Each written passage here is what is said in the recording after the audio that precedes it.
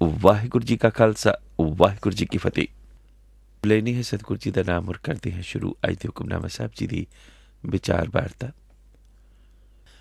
अज का पावन पवित्र महाफरमान बाबा कबीर जी की मुबारक पवित्र बाणी दे विचों बख्शिश हुए। बाबा कबीर जी की मुबारक पवित्र बाणी दे विचों बख्शिश हुए अज के हुक्मनामा साहब जी नूं आपां गुरु ग्रंथ साहब जी के पावन पवित्र शुभ अंग नंबर 792 उपर सुभायमान हुए देखते हैं। बाबा कबीर जी के अज के पवित्र महाफरमान महाबाणी दे गायना की विधि गायन राग सूही है। अगर कोई रागी जन कोई गायक जन अज के हुक्मनामा साहब जी की रागां दे विच राग गायना करनी चाहण तो सतगुरां वल्लों मिथ्या हुक्मन राग राग सूही है। राग सूही बाणी श्री कबीर जीओ। राग सूही दे विच ये पवित्र बाणी बाबा कबीर जी की है तथा अते सबना भगतां की। इस तो इलावा सबना भगतां की दा मतलब यह है कि बाबा कबीर जी तो बाद बाकी दे भगतां दी ये बाणी है। पर अगे चल के सतगुरां ने कबीर के कह दिता है, भाव ये पवित्र बाणी बाबा कबीर जी की है। अज दे पवित्र महाफरमान की पावन शुरुआत एक ओंकार सतगुर प्रसाद दे उस महान मुबारक सतर दे नाल है जिसका भाव अकाल पुरख परमात्मा केवल एक है, पर वो सच्चे गुरु की किरपा दे नाल ही मनुख नूं मिलदा है। तो सच्चे गुरु की किरपा का पात्र हो जाना और उस गुरु के कहे रस्ते उपर तुर पैना जो गुर दी से वाट मुरीदा जोलीए। उस तो बाद पवित्र नाम की जो प्राप्ति हुंदी है वो नाम परमात्मा अकाल पुरख दे नाल मनुख नूं जोड़दा है।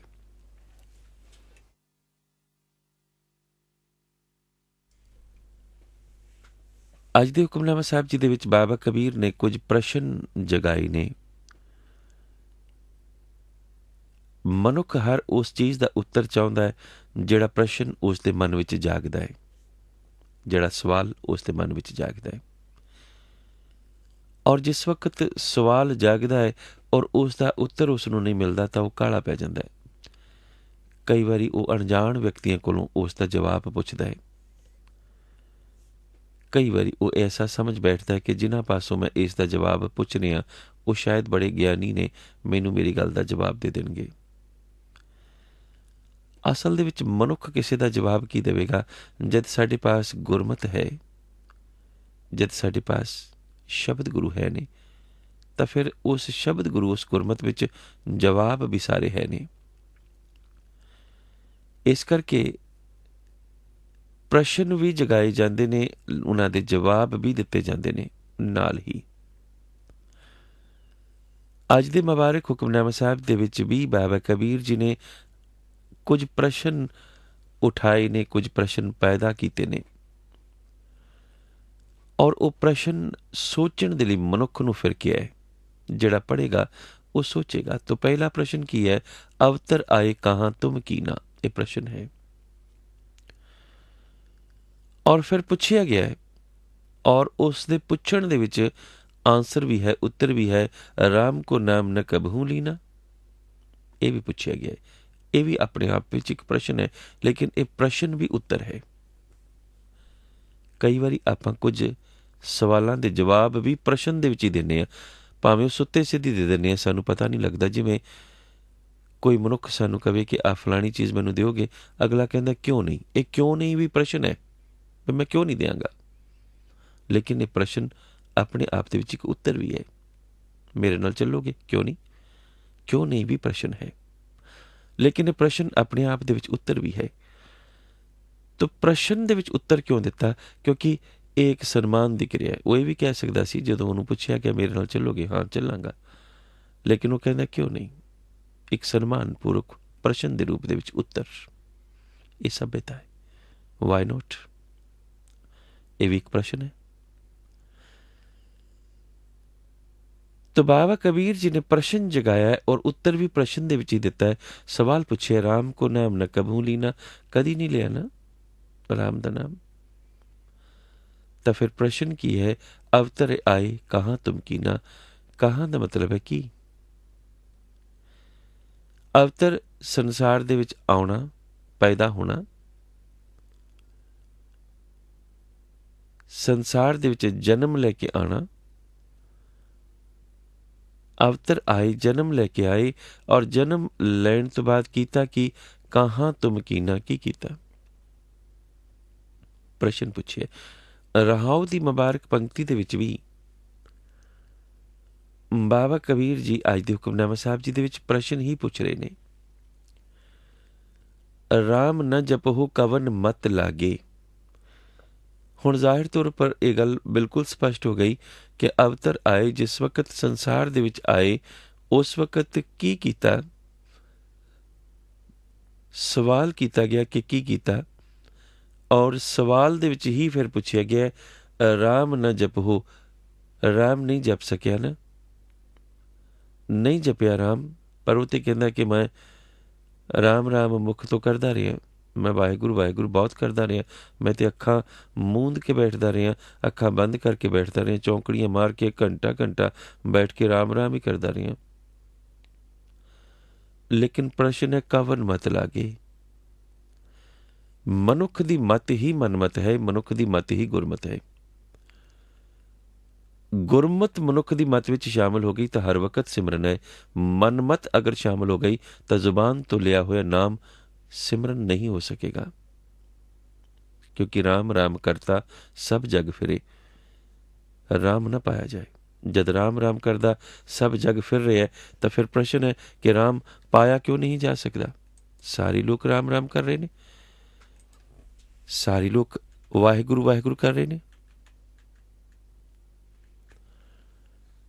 ਸਾਰੇ ਲੋਕ ਅੱਲਾ ਅੱਲਾ ਕਰ ਰਹੇ ਨੇ, ਮਿੰਟ ਮਿੰਟ ਪਿੱਛੋਂ ਕਰ ਰਹੇ ਨੇ। ਪਰ ਸਤਿਗੁਰ ਫੈਸਲਾ ਕਰਦੇ ਨੇ ਕਿ ਰਾਮ ਨਾ ਪਾਇਆ ਜਾਏ। ਇਹਦਾ ਮਤਲਬ ਹੈ ਰਾਮ ਇਸ ਤਰ੍ਹਾਂ ਨਹੀਂ ਪਾਇਆ ਜਾ ਸਕਦਾ।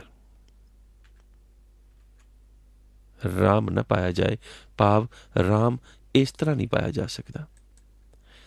ਇਸ ਦਾ ਮਤਲਬ ਹੈ ਕਿ ਰਾਮ ਪਾਉਣ ਦੀ ਇੱਕ ਵਿਧੀ ਹੈ। ਪਹਿਲੀ ਗੱਲ ਤਾਂ ਰਾਮ ਨੂੰ ਸਮਝਣਾ, ਕਿਉਂਕਿ ਕੁਛ ਲੋਕ ਤਾਂ ਸਮਝ ਹੀ ਨਹੀਂ ਸਕੇ, ਉਹ ਤਾਂ ਅਜੇ ਵੀ ਕਿਸੇ ਦੁਨਿਆਵੀ ਰਾਜੇ ਨੂੰ ਰਾਮ ਮੰਨ ਬੈਠੇ ਨੇ। ਪਹਿਲੀ ਗੱਲ ਤਾਂ ਸਮਝਣਾ, ਕਿਉਂਕਿ ਹਰ ਕਿਰਿਆ ਸੂਝ ਦੇ ਨਾਲ ਹੈ। ਮਨੁੱਖ ਦੀ ਸੂਝ ਸ਼ਕਤੀ ਹੀ ਉਸ ਨੂੰ ਬਲਵਾਨ ਕਰਦੀ ਹੈ। ਮਨੁੱਖ ਦੀ ਸੂਝ ਆਤਮਕ ਪੱਖੋਂ, ਮਨੁੱਖ ਦੀ ਸੂਝ ਸ਼ਕਤੀ ਹੀ ਉਸ ਨੂੰ ਨਿਰਬਲ ਕਰਦੀ ਹੈ, ਨਿਰਬਲ ਕਰਦੀ ਹੈ ਆਤਮਕ ਪੱਖੋਂ। ਜਿੰਨੀ ਦੇਰ ਤੱਕ ਆਤਮਕ ਪੱਖੋਂ ਪਰਮਾਤਮਾ ਅਕਾਲ ਪੁਰਖ ਨਹੀਂ ਸਮਝਿਆ ਜਾਏਗਾ, ਜਿੰਨੀ ਦੇਰ ਤੱਕ ਇਸ ਪੱਖੋਂ ਮਨੁੱਖ ਦੀ ਸੋਚ ਡਿਵੈਲਪ ਨਹੀਂ ਹੋਏਗੀ, ਕਿਉਂਕਿ ਸੋਚ ਦੇ ਵਿੱਚ ਹੀ ਪ੍ਰਸ਼ਨ ਜਗਦਾ ਹੈ। ਹੁਣ ਸਤਿਗੁਰੂ ਗੁਰੂ ਅਮਰਦਾਸ ਕਹਿੰਦੇ ਨੇ ਰਾਮ ਰਾਮ ਕਰਤਾ ਸਭ ਜਗ ਫਿਰੇ, ਰਾਮ ਨਾ ਪਾਇਆ ਜਾਏ। ਪਾਤਸ਼ਾਹ ਕਿਉਂ? ਕਿਉਂਕਿ ਅਗਮ ਅਗੋਚਰ ਅਤ ਵੱਡਾ ਅਤੁਲ ਨ ਤੁਲਿਆ ਜਾਏ। ਜਿਸ ਨੂੰ ਤੁਸੀਂ ਤੋਲਣ ਚੱਲੇ ਹੋ ਉਹ ਤੋਲਿਆ ਜਾ ਨਹੀਂ ਸਕਦਾ, ਜਿਸ ਨੂੰ ਮਾਪਣ ਚੱਲੇ ਹੋ ਉਹ ਮਾਪਿਆ ਜਾ ਨਹੀਂ ਸਕਦਾ। ਤੁਸੀਂ ਤੋਲਿਆ ਕਿਵੇਂ?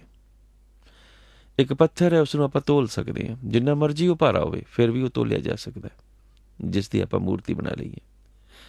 ਇੱਕ ਫੋਟੋ ਹੈ, ਉਸ ਨੂੰ ਆਪਾਂ ਤੋਲ ਸਕਦੇ ਹਾਂ। ਨਿਰੰਕਾਰ ਨੂੰ ਕੀ ਤੋਲਾਂਗੇ? ਇੱਕ ਮਨੁੱਖ ਹੈ ਜਿਹੜਾ ਰੱਬ ਬਣ ਬੈਠਾ ਹੈ, ਜਿਹੜਾ ਗੁਰੂ ਦੇ ਮੁਕਾਬਲੇ ਗੁਰੂ ਬਣ ਬੈਠਾ ਹੈ, ਉਸ ਨੂੰ ਵੀ ਤੋਲਿਆ ਜਾ ਸਕਦਾ। ਲੋਕ ਤੋਲਦੇ ਹੈ, ਕੋਈ ਸਿੱਕਿਆਂ ਦੇ ਨਾਲ ਤੋਲ ਰਿਹਾ, ਕੋਈ ਪੈਸੇ ਦੇ ਨਾਲ ਤੋਲ ਰਿਹਾ, ਜਦ ਕਿ ਅਕਾਲ ਪੁਰਖ ਜਿਹਦਾ ਆਕਾਰ ਨਹੀਂ, ਉਹਨੂੰ ਤੋਲ ਕਿਵੇਂ ਸਕਾਂਗੇ? ਕੋਈ ਨਾ ਜਾਣੇ ਤੇਰਾ ਕੇਤਾ ਕੇਵੜ ਚੀਰਾ, ਕਿਉਂ ਨਹੀਂ ਜਾਣ ਸਕਾਂਗੇ? ਕਿਉਂਕਿ ਨਾ ਉਹ ਤੋਲ ਦੇ ਵਿੱਚ ਆਉਂਦਾ, ਨਾ ਉਹ ਗਿਣਤੀ ਵਿੱਚ ਆਉਂਦਾ, ਨਾ ਉਹ ਮਿਣਤੀ ਵਿੱਚ ਆਉਂਦਾ ਹੈ। ਨਾ ਤੋਲਿਆ ਜਾ ਸਕਦਾ, ਨਾ ਗਿਣਿਆ ਜਾ ਸਕਦਾ, ਨਾ ਮਿਣਿਆ ਜਾ ਸਕਦਾ ਹੈ। ਕੀਮਤ ਕਿਨੇ ਨਾ ਪਾਈਆ, ਕਿਤੇ ਨਾ ਲਿਆ ਜਾਏ, ਗੁਰ ਕੇ ਸ਼ਬਦ ਭੇਦਿਆ, ਇਨ ਬਿਦ ਵਸਿਆ ਮਨ ਆਏ। ਹੁਣ ਸਤਿਗੁਰ ਨੇ ਨਾਲ ਵਿਧੀ ਦੱਸੀ, ਇਨ ਬਿਦ ਤਰੀਕਾ, ਕਿ ਗੁਰ ਕੇ ਸ਼ਬਦ ਭੇਦਿਆ। ਉਹਦਾ ਭੇਦ ਕਿਸ ਤਰ੍ਹਾਂ ਪਾਇਆ ਜਾਏਗਾ? ਗੁਰੂ ਦੇ ਸ਼ਬਦ ਦੇ ਰਾਹੀਂ। ਇਨ ਬਿਦ ਵਸਿਆ ਮਨ ਆਏ, ਨਾਨਕ ਆਪ ਅਮਿਓ ਹੈ, ਗੁਰ ਕਿਰਪਾ ਤੇ ਰਹਿਆ ਸਮਾਏ, ਆਪੇ ਮਿਲਿਆ ਮਿਲ ਰਿਹਾ, ਆਪੇ ਮਿਲਿਆ ਆਏ। ਗੱਲ ਬਿਲਕੁਲ ਸਪਸ਼ਟ ਹੈ। ਅਨਿਅਥਾ ਰਾਮ ਰਾਮ ਕਰਤਾ ਸਭ ਜਗ ਫਿਰੇ। ਅਨਿਅਥਾ ਬੋਲ ਤਾਂ ਸਾਰੇ ਰਹੇ ਨੇ, ਮੇਰੇ ਵਰਗੇ ਵੀ ਵਾਹਿਗੁਰੂ ਵਾਹਿਗੁਰੂ ਕਰਦੇ ਰਹੇ। ਲੇਕਿਨ ਬਾਬਾ ਕਬੀਰ ਕਹਿੰਦੇ ਹੈ ਕਿ ਰਾਮ ਨ ਜਪਹੁ ਕਵਨ ਮਤ ਲਾਗੇ। ਇਸ ਦਾ ਮਤਲਬ ਹੈ ਕਿ ਰਾਮ ਮਤ ਕਰਕੇ ਜਪਿਆ ਜਾਏਗਾ। ਪਰ ਸਵਾਲ ਹੈ ਕਵਨ ਮਤ ਲਾਗੇ, ਇਹਦਾ ਮਤਲਬ ਹੈ ਤੁਸੀਂ ਕਿਸੇ ਹੋਰ ਮਤ ਲੱਗੇ ਹੋਏ ਹੋ। ਤਾਂ ਫਿਰ ਪਰਮਾਤਮਾ ਦਾ ਨਾਮ ਸਿਮਰਨ ਲਈ ਕੀ ਮਤ ਕੋਈ ਹੋਰ ਹੈ? ਹਾਂ, ਸਤਿਗੁਰ ਕਹਿੰਦੇ ਭਗਤਨ ਕੀ ਮਤ ਹੋਰ ਹੈ। ਜਿਹੜੇ ਭਗਤ ਹੁੰਦੇ ਨੇ, ਪਾਤਸ਼ਾਹ ਕਹਿੰਦੇ ਨੇ ਉਹਨਾਂ ਦੀ ਮਤ ਹੀ ਕੁਝ ਹੋਰ ਹੁੰਦੀ ਹੈ। ਔਰ ਭਗਤਾਂ ਦੀ ਮਤ ਹੋਰ ਕਿਉਂ ਹੁੰਦੀ ਹੈ? ਕਿਉਂਕਿ ਉਹਨਾਂ ਦੀ ਮਤ ਵਿੱਚ ਹੀ ਭਗਤੀ ਸ਼ਾਮਲ ਹੈ। ਉਹਨਾਂ ਦੀ ਮਤ ਵਿੱਚ ਭਗਤੀ ਕਿਵੇਂ ਸ਼ਾਮਲ ਹੈ? ਕਿਉਂਕਿ ਉਹਨਾਂ ਦੇ ਸੁਭਾਅ ਦੇ ਵਿੱਚ ਇੱਕ ਧਰਮ ਸ਼ਾਮਲ ਹੈ। ਇਸ ਕਰਕੇ ਭਗਤਾਂ ਦੀ ਮਤ ਵੀ ਹੋਰ ਹੈ। ਭਗਤਾਂ ਦੀ ਮਤ ਹੀ ਹੋਰ ਹੈ, ਤਾਂ ਹੀ ਭਗਤਾਂ ਦੀ ਚਾਲ ਵੀ ਨਿਰਾਲੀ ਹੈ। ਚਾਲ ਨਿਰਾਲੀ ਭਗਤਾਂ ਕੇਰੀ। ਕਿਉਂ? ਕਿਉਂਕਿ ਬਿਖਮ ਮਾਰਗ, ਉਹਨਾਂ ਦਾ ਮਾਰਗ ਜਿਹੜਾ ਉਹ ਬਿਖਮ ਹੈ। ਬਿਖਮ ਦਾ ਮਤਲਬ ਹੈ ਔਖਾ, ਮੁਸ਼ਕਲ। ਔਰ ਇਸੇ ਕਰਕੇ ਸਤਿਗੁਰ ਨੇ ਕਿਹਾ, ਜਨ ਨਾਨਕ ਇਹ ਖੇਲ ਕਠਨ ਹੈ। ਇਹ ਹੈ ਕਠਨ, ਪਰ ਇਸ ਨੂੰ ਖੇਡ ਕਰਕੇ ਜਾਣੀ ਤੂੰ। ਇਸ ਕਰਕੇ ਬਿਖਮ ਮਾਰਗ ਉਸ ਲਈ ਹੈ ਜਿਹੜੇ ਇਸ ਨੂੰ ਦੇਖ ਰਹੇ ਨੇ, ਜਿਹੜੇ ਚੱਲ ਰਹੇ ਨੇ, ਉਹਨਾਂ ਦੇ ਲਈ ਇਹ ਮਾਰਗ ਬਿਖਮ ਨਹੀਂ ਹੈ। ਜਿਹੜੇ ਤੱਤੀ ਤਵੀ ਤੇ ਬੈਠ ਰਹੇ ਨੇ, ਉਹਨਾਂ ਦੇ ਲਈ ਇਹ ਮਾਰਗ ਬਿਖਮ ਨਹੀਂ, ਕਿਉਂਕਿ ਉਹਨਾਂ ਦੀ ਚਾਲ ਨਿਰਾਲੀ ਹੈ। ਚਾਲ ਨਿਰਾਲੀ ਭਗਤਾਂ ਕੇਰੀ। ਕਿਹੜੀ ਚਾਲ ਹੈ ਐਸੀ ਜਿਹੜੀ ਨਿਰਾਲੀ ਹੈ? ਉਹਨਾਂ ਦਾ ਨਿਆਰਾਪਨ ਕੀ ਹੈ? ਉਹਨਾਂ ਦਾ ਨਿਆਰਾਪਨ ਹੀ ਉਹਨਾਂ ਦੀ ਮਤ ਦੇ ਵਿੱਚ ਰੱਬੀ ਸੋਚ ਹੈ। ਇਸੇ ਕਰਕੇ ਹੈ ਉਹ ਦੁਨੀਆ ਦੇ ਵਿੱਚ ਹੀ ਨੇ, ਲੇਕਿਨ ਦੁਨੀਆ ਤੋਂ ਅਲੱਗ, ਕਿਉਂਕਿ ਪਰਮਾਤਮਾ ਦੁਨੀਆ ਦੇ ਵਿੱਚ ਦੁਨੀਆ ਤੋਂ ਅਲੱਗ ਹੈ। ਇਸ ਕਰਕੇ ਜਿਹੜੇ ਉਸ ਦੇ ਲੜ ਲੱਗੇ ਉਹ ਹੈ ਦੁਨੀਆ ਵਿੱਚ ਹੀ, ਲੇਕਿਨ ਦੁਨੀਆ ਤੋਂ ਅਲੱਗ, ਨਿਰਲੇਪ। ਔਰ ਇਹ ਇੱਕ ਅਵਸਥਾ ਹੈ ਜਿੱਥੇ ਮਨੁੱਖ ਆਪਣੇ ਗੁਰੂ ਦੇ ਲੜ ਲੱਗ ਕੇ ਰਹਿੰਦਾ ਦੁਨੀਆ ਵਿੱਚ ਹੀ ਹੈ। ਇਸੇ ਕਰਕੇ ਗੁਰਸਿੱਖ ਵੇਸ ਨਹੀਂ ਕਰਦਾ ਕੋਈ, ਭਾਵ ਉਚੇਚੇ ਤੌਰ ਪਰ ਕੀਤਾ ਵੇਸ ਕਿ ਮੈਂ ਭਗਵੇ ਹੀ ਪਾਣੇ ਨੇ ਜਾਂ ਮੈਂ ਚਿੱਟੇ ਹੀ ਪਾਣੇ ਨੇ। ਉਚੇਚੇ ਤੌਰ ਪਰ ਜੋ ਹੈ ਪਾ ਲਿਆ। ਹਾਂ, ਬੇਅਦਬੀ ਨਹੀਂ ਕਰਨੀ ਸਰੀਰਕ ਰੂਪ ਦੇ ਵਿੱਚ ਜੋ ਪਰਮਾਤਮਾ, ਉਹਦੀ ਤਾਂ ਬੇਅਦਬੀ ਲੋਕੀ ਕਰੀ ਜਾਂਦੇ ਹੈ। ਔਰ ਇੱਕ ਐਸਾ ਵੇਸ ਧਾਰਨ ਕਰਕੇ ਤੁਰਦੇ ਹੈ ਜਿਸ ਵੇਸ ਦੇ ਨਾਲ ਪ੍ਰਾਪਤੀ ਨਹੀਂ ਹੈ, ਸਗੋਂ ਵੇਸ ਦੇ ਵਿੱਚੋਂ ਮਨੁੱਖ ਦਾ ਪਖੰਡ ਜ਼ਿਆਦਾ ਉਜਾਗਰ ਹੁੰਦਾ ਹੈ। ਇਸ ਕਰਕੇ ਵੇਸ ਕੌਣ ਕਰਦਾ ਹੈ? ਜਿਹੜਾ ਪਾਖੰਡੀ ਹੈ। ਔਰ ਜਿਹੜਾ ਪਾਖੰਡੀ ਨਹੀਂ ਹੈ ਉਹ ਅਕਾਲ ਪੁਰਖ ਦੇ ਰੱਬ ਦੇ ਅਸਲ ਵੇਸ ਦੇ ਵਿੱਚ ਰਹਿੰਦਾ ਹੈ। ਔਰ ਉਹ ਵੇਸ ਅਸਲ ਵੇਸ ਹੈ ਜਿਸ ਦੇ ਲਈ ਉਚੇਚਾ ਯਤਨ ਨਹੀਂ ਕਰਨਾ ਪੈਂਦਾ। ਬੱਚਾ ਜਨਮਿਆ, ਉਚੇਚਾ ਯਤਨ ਉਹਨੂੰ ਤਾਂ ਕਰਨ ਦੀ ਲੋੜ ਪਈ ਜਦੋਂ ਉਹਨੇ ਵੇਸ ਕਰਨਾ ਹੈ, ਜਦੋਂ ਉਹਨੇ ਮੂੰਡ ਮੁੰਡਾਣੀ ਹੈ ਤਾਂ ਉਚੇਚਾ ਯਤਨ ਕਰਨਾ ਪਿਆ। ਜੇ ਕੇਸ ਰੱਖਣੇ ਨੇ, ਸਾਬਤ ਸੂਰਤ ਰੱਖਣੀ ਹੈ ਤਾਂ ਉਚੇਚਾ ਯਤਨ ਨਹੀਂ ਹੈ। ਸਾਬਤ ਸੂਰਤ ਹਰ ਕੋਈ ਰਹੇਗਾ, ਲੇਕਿਨ ਵੇਸ ਕਰਨ ਵਾਲੇ ਨੂੰ ਮੂੰਡ ਮੁੰਡਾਣਾ ਪਵੇਗਾ, ਵੇਸ ਕਰਨ ਵਾਲੇ ਨੂੰ ਚੋਟੀ ਰੱਖਣੀ ਪਵੇਗੀ, ਵੇਸ ਕਰਨ ਵਾਲੇ ਨੂੰ ਜਟਾਵਾਂ, ਵੇਸ ਕਰਨ ਵਾਲੇ ਨੂੰ ਹੋਰ ਕਈ ਧਾਰਨਾਵਾਂ। ਲੇਕਿਨ ਹੁੰਦਾ ਕੀ ਹੈ? ਉਲਟਾ ਕਰਮ ਹੁੰਦਾ ਹੈ। ਜਿਹੜੇ ਮਨਮਤੀਏ ਹੁੰਦੇ ਨੇ ਉਹ ਗੁਰਮਤੀਏ ਨੂੰ, ਗੁਰਸਿੱਖ ਨੂੰ, ਜਿਸ ਨੇ ਕਿ ਅਕਾਲ ਪੁਰਖ ਦੇ ਰੱਬੀ ਵੇਸ ਨੂੰ ਧਾਰਨ ਕੀਤਾ ਹੈ, ਉਹਨੂੰ ਕਹਿੰਦੇ ਨੇ ਆ ਕੀ ਖੰਭ ਜੇ ਖਿਲਾਰੀ ਫਿਰਦਾ। ਐਸੇ ਵੀ ਰਿਮਾਰਕਸ ਦੇ ਦਿੰਦੇ ਨੇ। ਇਹਦੇ ਨਾਲ ਕੀ ਮਿਲ ਜਾਣਾ? ਇਹਦੇ ਨਾਲ ਕੀ ਪ੍ਰਾਪਤ ਹੋ ਜਾਣਾ? ਸਵਾਲ ਕਰਦੇ ਨੇ, ਕਿਉਂਕਿ ਪ੍ਰਸ਼ਨ ਜਗਾਉਂਦੇ ਨੇ ਉਹ ਲੋਕ, ਔਰ ਫਿਰ ਆਪਣੇ ਆਪ ਦੇ ਵਿੱਚ ਤਸੱਲੀ ਹੋ ਜਾਂਦੇ ਨੇ ਕਿ ਵਾਕਈ ਇਹਦੇ ਨਾਲ ਕੁਝ ਨਹੀਂ ਮਿਲ ਜਾਣਾ। ਲੇਕਿਨ ਜਿਸ ਨੂੰ ਮਿਲਣਾ ਹੈ ਉਸ ਨੇ ਕਿਉਂ ਰੱਖੇ ਨੇ? ਆਖਰ ਉਸਨੇ ਵੀ ਤਾਂ ਕੋਈ ਪ੍ਰਸ਼ਨ ਜਗਾਇਆ ਹੋਣਾ। ਉਸ ਨੇ ਰੱਖੇ ਨੇ ਸਿਰਫ ਗੁਰੂ ਦਾ ਬਚਨ ਨਿਭਾਉਣ ਦੇ ਲਈ, ਕਿਉਂਕਿ ਗੁਰੂ ਦਾ ਬਚਨ ਬਸੇ ਜੀਏ ਨਾਲੇ। ਗੁਰ ਕਾ ਬਚਨ ਬਸੇ ਜੀਏ ਨਾਲੇ। ਜੀਏ ਦੇ ਨਾਲ ਜਿਸ ਦਾ ਬਚਨ ਗੁਰੂ ਦਾ ਬਸਦਾ ਹੈ ਉਹ ਆਪਣੇ ਗੁਰੂ ਦੇ ਬਚਨ ਨੂੰ ਮੰਨਦਾ ਹੈ, ਉਸ ਤੋਂ ਇਲਾਵਾ ਹੋਰ ਕਿਸੇ ਦੇ ਬਚਨ ਨੂੰ ਨਹੀਂ ਮੰਨਦਾ। ਆਖਰ ਗੁਰੂ ਨੇ ਉਸ ਨੂੰ ਤਾਰਨ ਦੇ ਲਈ ਹੀ ਕੋਈ ਬਚਨ ਕੀਤਾ ਹੋਣਾ, ਰੱਬੀ ਰੂਪ ਅਖਤਿਆਰ ਕਰਨ ਦੇ ਲਈ। ਉਹਦੇ ਪਿੱਛੇ ਕੋਈ ਕਾਰਨ ਹੋਏਗਾ ਕਿ ਰੱਬ ਯਾਦ ਆਵੇ, ਗੁਰੂ ਯਾਦ ਆਵੇ, ਗੁਰੂ ਕੀ ਸਿੱਖੀ ਯਾਦ ਆਵੇ। ਇਸ ਕਰਕੇ ਜਿਹੜੇ ਰੱਖਦੇ ਨੇ ਔਰ ਉਸ ਦੀ ਪਵਿੱਤਰ ਭਾਵਨਾ ਨੂੰ ਵੀ ਸਮਝ ਜਾਂਦੇ ਨੇ, ਉਹ ਫਿਰ ਐਸੀਆਂ ਉਲਟੀਆਂ ਸਿੱਧੀਆਂ ਬਹਿਸਾਂ ਦੇ ਵਿੱਚ ਨਹੀਂ ਪੈਂਦੇ। ਔਰ ਬਹਿਸਾਂ ਵਿੱਚ ਪੈਣ ਦੀ ਉਹਨਾਂ ਨੂੰ ਲੋੜ ਵੀ ਨਹੀਂ ਹੈ, ਕਿਉਂਕਿ ਉਹਨਾਂ ਨੇ ਵੇਸ ਨਹੀਂ ਕੀਤਾ ਹੋਇਆ, ਉਹਨਾਂ ਨੇ ਰੱਬੀ ਰੂਪ ਧਾਰਨ ਕੀਤਾ ਹੈ। ਵੇਸ ਉਹ ਕਰਦੇ ਨੇ, ਲੇਕਿਨ ਉਲਟਾ ਹੁੰਦਾ ਹੈ। ਮਨਮਤੀਆ ਕਹਿੰਦਾ ਆ ਕੀ ਵੇਸ ਬਣਾਇਆ ਹੋਇਆ, ਔਰ ਮਿਸਾਲ ਦਿੰਦਾ ਹੈ ਕਿ ਜੈਸਾ ਦੇਸ਼ ਵੈਸਾ ਭੇਸ, ਕਿ ਜਿੱਦਾਂ ਦੇ ਦੇਸ਼ ਵਿੱਚ ਰਹਿ ਰਹੇ ਉਹਦਾ ਦਾ ਪੇਸ਼ ਕਰੋ। ਲੇਕਿਨ ਹਰ ਕੋਈ ਭੁੱਲ ਜਾਂਦਾ ਕਿ ਉਹ ਕਿਹੜੇ ਦੇਸ਼ ਵਿੱਚ ਰਹਿ ਰਿਹਾ। ਉਹ ਉਸ ਹਕੂਮਤ ਵਾਲੇ ਦੇਸ਼ ਨੂੰ ਦੇਸ਼ ਮੰਨ ਬੈਠਾ ਹੈ ਜਿਸ ਦੇਸ਼ ਦੀ ਸਰਹੱਦ ਪਾਰ ਕਰਕੇ ਉਹ ਉਸ ਦੇਸ਼ ਵਿੱਚ ਸ਼ਾਮਲ ਹੋਇਆ। ਜਦ ਕਿ ਸਤਿਗੁਰ ਕਹਿੰਦੇ ਨੇ ਇਹ ਜਗ ਸੱਚੇ ਕੀ ਹੈ ਕੋਠੜੀ, ਦਾ ਮਤਲਬ ਹਰ ਜਗ੍ਹਾ ਉੱਪਰ ਉਸ ਸੱਚੇ ਦਾ ਰਾਜ ਹੈ। ਤੋ ਜੇ ਸੱਚੇ ਦੇ ਰਾਜ ਨੂੰ ਆਪਾਂ ਮੰਨ ਲੈਂਦੇ ਹਾਂ ਤਾਂ ਜੈਸਾ ਦੇਸ ਵੈਸਾ ਭੇਸ, ਭਾਵ ਇਹ ਦੇਸ਼ ਉਸ ਅਕਾਲ ਪੁਰਖ ਦੀ ਸੱਚੇ ਦੀ ਕੋਠੜੀ ਹੈ। ਇਹ ਸਾਰਾ ਹੀ ਬ੍ਰਹਿਮੰਡ ਉਸ ਦਾ ਦੇਸ਼ ਹੈ, ਇਸ ਕਰਕੇ ਫਿਰ ਭੇਸ ਉਸ ਦਾ ਕਿਉਂ ਨਾ ਕੀਤਾ ਜਾਵੇ। ਲੇਕਿਨ ਏਡੇ ਫਲਸਫੇ ਤੱਕ ਕੋਈ ਨਹੀਂ ਪਹੁੰਚਦਾ, ਇੰਨੇ ਗਿਆਨ ਤੱਕ ਕੋਈ ਨਹੀਂ ਪਹੁੰਚਦਾ। ਹਰ ਕੋਈ ਇੱਕ ਸੀਮਿਤ ਦਾਇਰੇ ਦੇ ਵਿੱਚ ਹੈ, ਗਿਆਨ ਵੀ ਸੀਮਿਤ ਹੈ। ਇਸ ਕਰਕੇ ਸੀਮਿਤ ਅਵਸਥਾ ਦੇ ਵਿੱਚ ਉਹ ਛੋਟੀਆਂ-ਛੋਟੀਆਂ ਗੱਲਾਂ ਦੇ ਵਿੱਚ ਪੈ ਜਾਂਦਾ ਹੈ। ਛੋਟੀਆਂ-ਛੋਟੀਆਂ ਗੱਲਾਂ ਦੇ ਵਿੱਚ ਪੈ ਕੇ ਉਹ ਵਹਿਮਾਂ ਭਰਮਾਂ ਦੇ ਅਧੀਨ ਹੋ ਜਾਂਦਾ ਹੈ। ਇੱਕ ਅਕਾਲ ਪੁਰਖ ਦੇ ਨਾਲ ਜੁੜਿਆ ਮਨੁੱਖ ਕਿਸੇ ਛੋਟੀ ਗੱਲ ਦੇ ਵਿੱਚ ਨਹੀਂ, ਕਿਸੇ ਵਹਿਮ ਦੇ ਵਿੱਚ ਨਹੀਂ, ਕਿਸੇ ਭਰਮ ਦੇ ਵਿੱਚ ਨਹੀਂ। ਔਰ ਇਸੇ ਕਰਕੇ ਬਾਬਾ ਕਬੀਰ ਨੇ ਰਹਾਉ ਦੀ ਮੁਬਾਰਕ ਪੰਕਤੀ ਵਿੱਚ ਪ੍ਰਸ਼ਨ ਜਗਾਇਆ, ਕੌਵਨ ਮਤ ਲਾਗੇ। ਕਿਹੜੀ ਮਤ? ਇਸ ਦਾ ਮਤਲਬ ਮਤ ਕੋਈ ਹੋਰ ਹੈ। ਕਿਹੜੀ ਮਤ ਲੱਗ ਗਏ? ਕਿਸ ਮਤ ਦੇ ਅਧੀਨ ਹੋ ਗਏ? ਤੇ ਜਿਹੜਾ ਮਨਮਤੀ ਹੈ, ਜਿਹੜਾ ਗੁਰਮਤੀ ਹੈ, ਦੋਨਾਂ ਦੇ ਲਈ ਇੱਕ ਗੱਲ ਤਾਂ ਸਾਂਝੀ ਹੈ ਨਾ। ਔਰ ਉਹ ਗੱਲ ਸਾਂਝੀ ਕਿਹੜੀ ਹੈ? ਮਰ ਜਾਏਵੇ, ਜਾਏਵੇ, ਜਾਣ ਦੀ ਕਿਰਿਆ, ਜਾਓਗੇ, ਮਰ ਜਾਓਗੇ। ਹੈ ਮਨਮਤੀ ਹੈ ਕੋਈ, ਹੈ ਗੁਰਮਤੀ ਹੈ ਕੋਈ, ਹੈ ਕੋਈ ਐਸਾ ਜਿਹਨੇ ਸਰੀਰਕ ਰੂਪ ਦੇ ਵਿੱਚ ਨਹੀਂ ਮਰਨਾ? ਭਾਵੇਂ ਆਪਣੀ ਮੌਤ ਨੂੰ ਪਾਵੇ ਦੇ ਨਾਲ ਬੰਨ੍ਹ ਕੇ ਰੱਖਣ ਦਾ ਦਾਅਵਾ ਕਰਨ ਵਾਲੇ ਵੀ ਲੋਕ ਸਨ, ਰਾਵਣ ਵਰਗੇ ਰਾਜੇ। ਔਰ ਸਤਿਗੁਰ ਕਹਿੰਦੇ ਲੰਕਾ ਛੋੜ ਚਲੇ। ਹੈ ਕੋਈ? ਮਰ ਜਾਏ ਵੇ, ਕਹੋ ਕਿਆ ਕਰੋ ਅਭਾਗੇ। ਕੀ ਕਰੋਗੇ? ਮੌਤ ਤੋਂ ਬਚ ਸਕੋਗੇ? ਤੇ ਜਦ ਬਚ ਹੀ ਨਹੀਂ ਸਕਦੇ ਇਸ ਤੋਂ, ਤਾਂ ਫਿਰ ਅਭਾਗੇ ਕਿਉਂ ਬਣੀਏ? ਅਭਾਗੇ ਉਹ ਨੇ ਜਿਹੜੇ ਕਵਨ ਮਤ ਲਾਗੇ ਨੇ।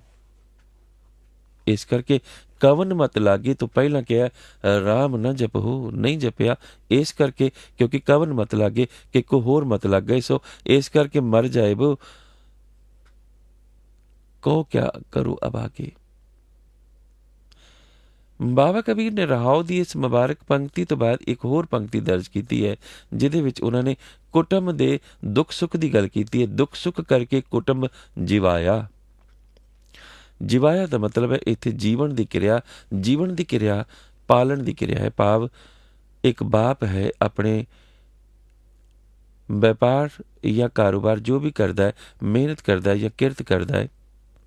ਕਿਉਂਕਿ ਸਤਿਗੁਰੂ ਗੁਰੂ ਹਰਗੋਬਿੰਦ ਮਹਾਰਾਜ ਜੀ ਨੇ ਵੀ ਕਿਹਾ ਸੀ ਨਾ ਕਿ ਸਿੱਖ ਨੇ ਧੰਦਾ ਨਹੀਂ ਕਰਨਾ, ਸਿੱਖ ਨੇ ਕਿਰਤ ਕਰਨੀ ਹੈ। ਔਰ ਉਸ ਦੀ ਕਿਰਤ ਹੀ ਕੀਰਤ ਬਣੇਗੀ। ਭਾਵ ਜਿਸ ਨੇ ਕਿਰਤ ਕੀਤੀ ਹੈ ਦਸਾਂ ਨੌਆਂ ਦੀ, ਉਹ ਕਿਰਤ ਹੀ ਕੀਰਤੀ ਦਾ ਕਾਰਨ ਬਣੀ। ਉਹੀ ਮਨੁੱਖ ਉਸ ਅਕਾਲ ਪੁਰਖ ਦੇ ਸੱਚੇ ਮਨੋਂ ਗੁਣ ਗਾ ਸਕਿਆ ਜਿਸ ਦੀ ਕਿਰਤ ਕਮਾਈ ਦੇ ਵਿੱਚ ਬਰਕਤ ਸੀ, ਜਿਸ ਦੀ ਕਿਰਤ ਕਮਾਈ ਦੇ ਵਿੱਚ ਭ੍ਰਿਸ਼ਟਾਚਾਰ ਜਾਂ ਬੇਈਮਾਨੀ ਨਹੀਂ ਸੀ।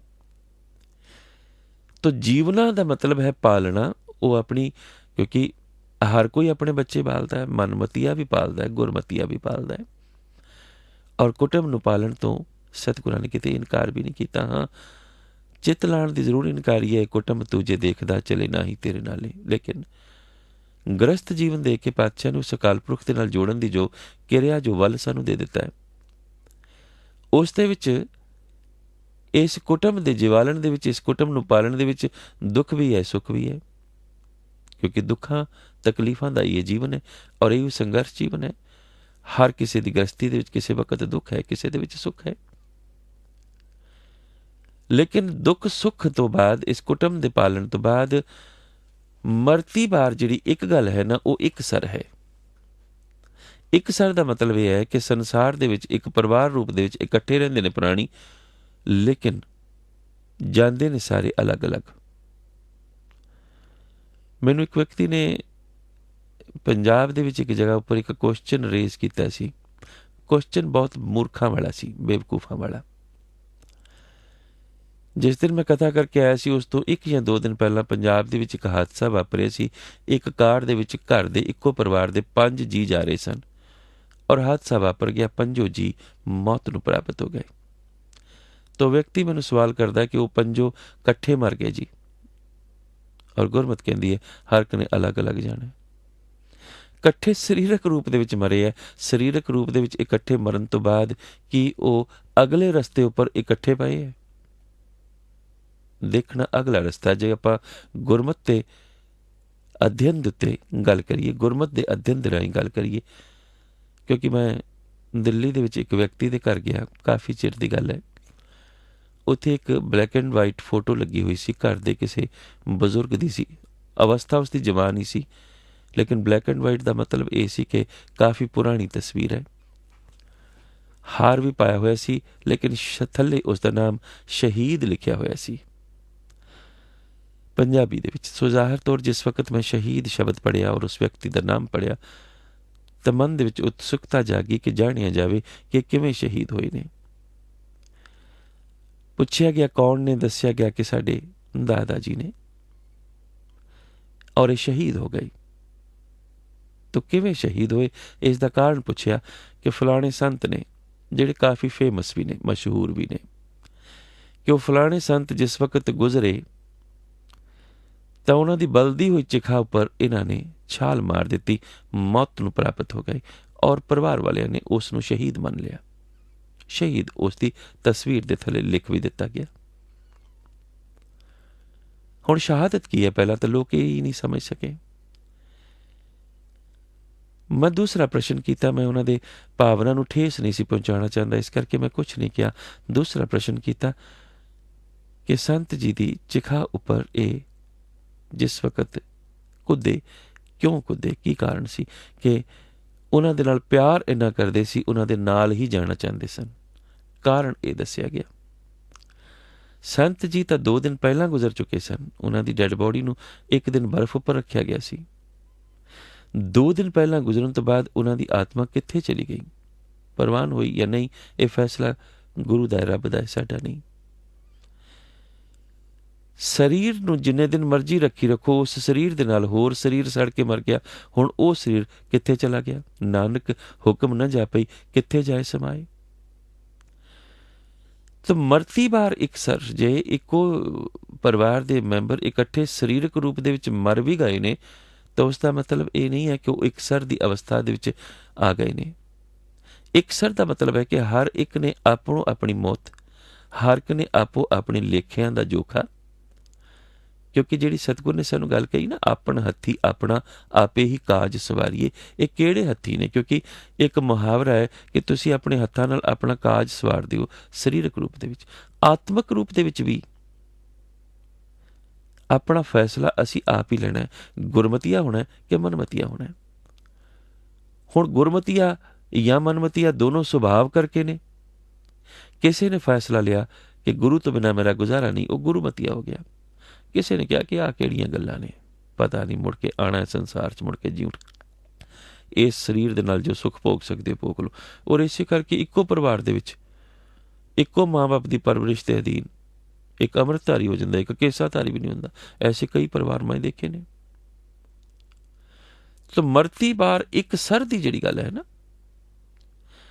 ਦੁੱਖ ਪਾਇਆ ਭਾਵ ਇਕੱਲੇ ਤੌਰ ਪਰ ਇੱਕ ਅਵਸਥਾ ਦੇ ਵਿੱਚ। ਹੋ ਸਕਦਾ ਮੈਂ ਜਿਹੜੀ ਕਮਾਈ ਕੀਤੀ ਹੈ ਉਹ 10 ਦੀ ਕਿਰਤ ਹੋਵੇ, ਹੋ ਸਕਦਾ ਉਹ ਕਮਾਈ ਬੇਈਮਾਨੀ ਦੀ ਹੋਵੇ,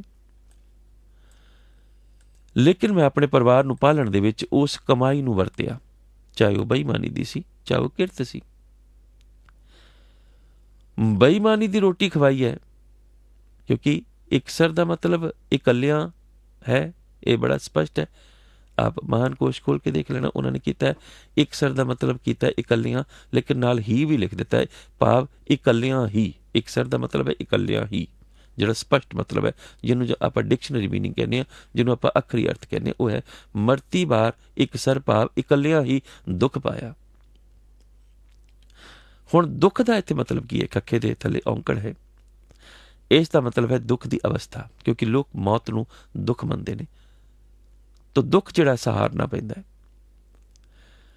ਮਰਤੀ ਵਾਰ ਦਾ ਮਤਲਬ ਹੈ ਆਖਰੀ ਵਕਤ, ਭਾਵ ਆਖਰੀ ਵਕਤ ਜਿਹੜਾ ਉਸਨੇ ਦੁੱਖ ਪਾਣਾ ਹੈ ਉਹ ਇਕੱਲਿਆਂ ਹੀ ਪਾਣਾ ਹੈ।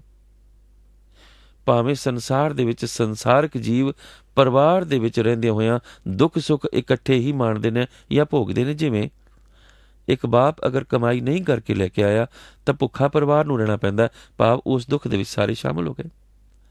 ਇੱਕ ਬੇਈਮਾਨੀ ਕਰਕੇ ਬਹੁਤ ਸਾਰਾ ਧਨ ਕਮਾ ਲਿਆ ਹੈ ਤੇ ਸਾਰੇ ਐਸ਼ਾਂ ਕਰ ਰਹੇ, ਚਲੋ ਜੀ ਅੱਜ ਵੱਡੇ ਹੋਟਲ ਚੱਲ ਕੇ ਰੋਟੀ ਖਾਣੀ, ਅੱਜ ਵਧੀਆ ਵਧੀਆ ਕੱਪੜੇ ਲੈਣੇ ਆ। ਅੱਜ ਬੜੀ ਸਾਡੇ ਇੱਕ ਵਿਅਕਤੀ ਨੇ ਮੈਂ ਜਾਣਦਾ, ਉਹ ਵਪਾਰੀ ਨੇ, ਤੇ ਉਹ ਅਕਸਰ ਇੱਕ ਸ਼ਬਦ ਇਸਤੇਮਾਲ ਕਰਿਆ ਕਰਦੇ ਨੇ ਅਜੇ ਵੀ ਕਿ ਅੱਜ ਤੱਕ ਗੋਡੀ ਬੜੀ ਚੰਗੀ ਹੋ ਗਈ। ਗੋਡੀ, ਉਹ ਕਮਾਈ ਨੂੰ ਗੋਡੀ ਕਹਿੰਦੇ, ਗੋਡੀ ਬੜੀ ਚੰਗੀ ਹੋ ਗਈ, ਭਾਵ ਅੱਜ ਬੱਕਰਾ ਬੜਾ ਵਧੀਆ ਫਸ ਗਿਆ, ਸਵੇਰੇ ਆਉਂਦੇ ਚੰਗਾ ਧਨ ਮਾਲ ਦੇ ਗਿਆ। ਰਿਸ਼ਵਤ ਲਈ, ਬੇਈਮਾਨੀ ਕੀਤੀ, ਚਲੋ ਜੀ ਅੱਜ ਤਾਂ ਫਿਰ ਐਸ਼ ਕਰਦੇ, ਕਿਉਂਕਿ ਉਸ ਕਮਾਈ ਦੇ ਨਾਲ ਐਸ਼ ਕਰਨ ਦੀ ਹੀ ਮਨੁੱਖ ਦੇ ਮਨ ਅੰਦਰ ਫੁਰਨਾ ਫੁਰੇਗਾ। ਕਦੀ ਵੀ ਦੇਖ ਲੈਣਾ, ਜਿਹੜਾ ਭ੍ਰਿਸ਼ਟਾਚਾਰ ਦੀ ਕਮਾਈ ਕਰਕੇ ਲਿਆਏਗਾ ਨਾ, ਉਸ ਦੇ ਮਨ ਵਿੱਚ ਫੁਰਨਾ ਹੀ ਪਹਿਲਾਂ ਇਹ ਫੁਰੇਗਾ ਕਿ ਹੁਣ ਤਾਂ ਵਧੀਆ ਭੋਜਨ ਕੀਤਾ ਜਾਵੇ, ਹੁਣ ਤਾਂ ਵਧੀਆ ਖਾਣੇ ਖਾਧੇ ਜਾਣ, ਵਧੀਆ ਸ਼ਰਾਬ ਪੀਤੀ ਜਾਵੇ। ਫੁਰਨਾ ਇਹ ਫਿਤਰਤ ਹੈ, ਕਦੀ ਵੀ ਆਪ ਨੋਟ ਕਰ ਲੈਣਾ। ਲੇਕਿਨ ਜਿਹੜਾ ਕਿਰਤ ਕਰਕੇ ਲਿਆਏਗਾ ਉਸ ਦੇ ਮਨ 'ਚ ਫੁਰਨਾ ਫਰੇਗਾ ਕਿ ਇਹਦਾ ਮੈਂ ਹੁਣ ਦਸਵੰਧ ਕਿੱਥੇ ਦਿਆਂ, ਇਸ ਦਾ ਮੈਂ ਸਦ ਇਸਤੇਮਾਲ ਕਿਵੇਂ ਕਰਾਂ। ਕਿਉਂਕਿ ਜਿਹੜੀ ਚੀਜ਼ ਕਮਾਈ ਸਦ ਇਸਤੇਮਾਲ ਹੋਏ ਉਸ ਚੀਜ਼ ਦਾ, ਜਿਹੜੀ ਕਿਰਤ ਕੀਤੀ ਗਈ ਹੈ, ਜਿਹੜੀ ਬੇਈਮਾਨੀ ਕਰਕੇ ਲੈ ਗਈ, ਉਸ ਦਾ ਸਦ ਇਸਤੇਮਾਲ ਨਹੀਂ, ਉਸ ਦਾ ਦੁਰ ਇਸਤੇਮਾਲ ਹੀ ਹੋਏਗਾ। ਇਸੇ ਕਰਕੇ ਭ੍ਰਿਸ਼ਟਾਚਾਰੀ ਲੋਕ ਆਯਾਸ਼ ਹੋ ਜਾਂਦੇ ਨੇ, ਕਿਉਂਕਿ ਫਿਰ ਮਤ ਵਿੱਚ ਉਹ ਚੀਜ਼ ਸ਼ਾਮਲ ਹੋ ਜਾਂਦੀ ਹੈ ਨਾ। ਕਿਰਤ ਕਰਨ ਵਾਲੇ ਲੋਕ ਤਾਈਓ ਭ੍ਰਿਸ਼ਟਾਚਾਰੀ ਨਹੀਂ ਹੁੰਦੇ, ਤਾਈਓ ਬੇਈਮਾਨ ਨਹੀਂ ਹੁੰਦੇ। ਇਹ ਇੱਕ ਬੜੀ ਸਪਸ਼ਟ ਔਰ ਬੜੀ ਸਿੱਧੀ ਜਿਹੀ ਗੱਲ ਹੈ। ਲੇਕਿਨ ਇਹ ਸਭ ਕੁਝ ਕਰਮ ਸੁੱਤੇ ਸਿੱਧ ਹੁੰਦਾ ਹੈ, ਮਨੁੱਖ ਨੂੰ ਪਤਾ ਹੀ ਨਹੀਂ ਲੱਗਦਾ। ਹੁਣ ਭ੍ਰਿਸ਼ਟਾਚਾਰੀ ਹੈ, ਅਯਾਸ਼ ਕਰਨ ਵਾਲਾ, ਅਯਾਸ਼ੀ ਕਰਨ ਵਾਲਾ। ਕੱਲ੍ਹ ਸ਼ਾਮ ਵੀ ਮੇਰੇ ਨਾਲ ਇੱਕ ਗੁਰਸਿੱਖ ਬੈਠੇ ਸਨ, ਗੱਲ ਕਰ ਰਹੇ ਸਨ ਕਿ ਇੱਕ ਔਰਤ ਪਿੱਛੇ ਜੇ ਮਰੀ ਔਰ ਕਹਿੰਦੇ ਨੇ ਜੀ ਕਿ ਉਹ ਟੇਬਲ ਉੱਪਰ ਬੈਠ ਕੇ ਸੌਦੇ ਕਰਿਆ ਕਰਦੀ ਸੀ ਕਿ ਮੇਰਾ ਬਾਪ, ਮੇਰਾ ਪੁੱਤ ਮੰਤਰੀ ਹੈ, ਮੇਰਾ ਪਤੀ ਵੀ ਮੰਤਰੀ ਹੈ, ਇਸ ਕਰਕੇ ਸਾਰਾ ਪੰਜਾਬ ਹੀ ਸਾਡਾ। ਸੌਦੇਬਾਜ਼ੀ ਕਰਦੀ ਹੁੰਦੀ ਸੀ ਬੈਠ ਕੇ ਟੇਬਲ ਦੇ ਉੱਤੇ। ਇੰਨੇ ਪੈਸੇ ਲਵਾਂਗੀ ਤਾਂ ਤੁਹਾਨੂੰ ਪੈਟਰੋਲ ਪੰਪ ਅਲਾਟ ਹੋਏਗਾ, ਇੰਨੇ ਪੈਸੇ ਲਵਾਂਗੀ ਤਾਂ ਤੁਹਾਨੂੰ ਕੋਟਾ ਮਿਲੇਗਾ, ਤਾਂ ਪਰਮਿਟ ਮਿਲੇਗਾ, ਤਾਂ ਏਜੰਸੀ ਮਿਲੇਗੀ ਕਿਸੇ ਦੁਕਾਨ ਦੀ ਗੈਸ ਦੀ। ਨੌਕਰੀ ਦੇਣੀ ਹੋਵੇ ਤਾਂ ਵੀ ਸੌਦੇਬਾਜ਼ੀ ਹੁੰਦੀ ਸੀ। ਤੋ ਕਿੱਥੇ ਗਈ ਸਾਰੀ ਸੌਦੇਬਾਜ਼ੀ, ਕਿੱਥੇ ਗਿਆ ਸਾਰਾ ਧਨ, ਕਿੱਥੇ ਗਈ ਕੀਤੀ ਹੋਈ ਉਹ ਭ੍ਰਿਸ਼ਟਾਚਾਰ ਬੇਈਮਾਨੀ ਦੀ ਕਮਾਈ, ਕਿੱਥੇ ਗਈ। ਲੇਕਿਨ ਕੌਣ ਜ਼ੁਰਤ ਕਰੇ ਦੁਨਿਆਵੀ ਤੌਰ ਪਰ ਪੁੱਛਣ ਦੀ, ਨਹੀਂ ਕੋਈ ਜ਼ੁਰਤ ਕਰ ਸਕਦਾ ਉਸ ਕੋਲੋਂ ਦੁਨਿਆਵੀ ਤੌਰ ਤੇ ਪੁੱਛਣ ਦੀ। ਪਰ ਧਰਮਰਾਜ ਜਬ ਲੇਖਾ ਮੰਗੇ ਕਿਆ ਮੁਖ ਲੈ ਕੇ ਜਾਏਗਾ, ਬਾਬਾ ਕਬੀਰ ਨੇ ਸਪਸ਼ਟ ਕਰ ਦਿੱਤਾ। ਮਰਤੀ ਬਾਰ ਇੱਕ ਸਰ ਦੁੱਖ ਪਾਇਆ, ਇਕੱਲਿਆਂ ਹੀ ਦੁੱਖ ਪਾਇਆ। ਬੇਈਮਾਨੀ ਦੀ ਕਮਾਈ ਦੇ ਵਿੱਚ ਖਰਚੇ ਸਾਰਿਆਂ ਨੇ, ਸਾਰਾ ਹੀ ਪਰਿਵਾਰ ਸ਼ਾਮਲ ਹੋਵੇਗਾ, ਲੇਕਿਨ ਦੁੱਖ ਉਹ ਇਕੱਲਾ ਹੀ ਪਾਵੇਗਾ। ਇਸ ਕਰਕੇ ਸਪਸ਼ਟ ਹੈ ਕਿ ਦੁੱਖ ਸੁੱਖ ਕਰਕੇ ਕੁਟੁੰਬ ਜਿਵਾਇਆ। ਇੱਕ ਸੇਠ ਸੀ, ਉਸ ਦੇ ਕੋਲ ਇੱਕ ਨੌਕਰ ਸੀ। ਸੇਠ ਆਪਣੇ ਨੌਕਰ ਨੂੰ ਅਕਸਰ ਮੂਰਖ ਕਹਿ ਕੇ ਸੱਦਿਆ ਕਰਦਾ ਸੀ, ਮੂਰਖਾ ਇੱਧਰ ਆ, ਕਿਉਂਕਿ ਉਸ ਦੀਆਂ ਨਜ਼ਰਾਂ ਵਿੱਚ ਉਹ ਮੂਰਖ ਹੀ ਹੋਵੇਗਾ।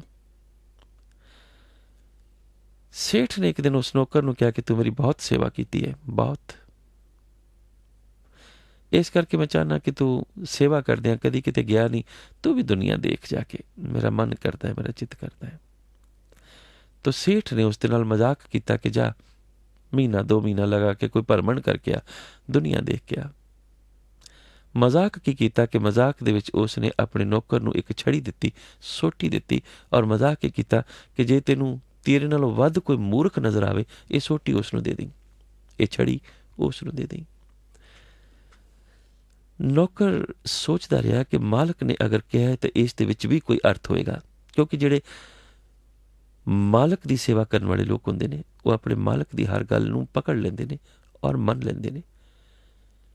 ਉਹ ਮੂਰਖ ਨਹੀਂ ਸੀ। ਮੂਰਖ ਉਸ ਨੂੰ ਖਿਤਾਬ ਇਸ ਕਰਕੇ ਦਿੱਤਾ ਗਿਆ ਕਿਉਂਕਿ ਉਹ ਬਹੁਤ ਜ਼ਿਆਦਾ ਸੁਆਮੀ ਭਗਤ ਸੀ। ਕਿਉਂਕਿ ਐਸਾ ਹੀ ਹੁੰਦਾ ਹੈ, ਘਰ ਦੇ ਵਿੱਚ ਕੋਈ ਥੋੜ੍ਹਾ ਬੱਚਾ ਨਾ ਬੋਲੇ ਜਾਂ ਝੱਲਾ ਹੋ ਜਾਵੇ ਤੇ ਉਹਨੂੰ ਕਹਿੰਦੇ ਜੀ ਇਹ ਸੰਤ ਬੱਚਾ ਹੈ ਸਾਡਾ। ਅੱਜ ਤਾਂ ਸੰਤ ਦੀ ਪਰਿਭਾਸ਼ਾ ਵੀ ਇਹ ਹੋਗੀ।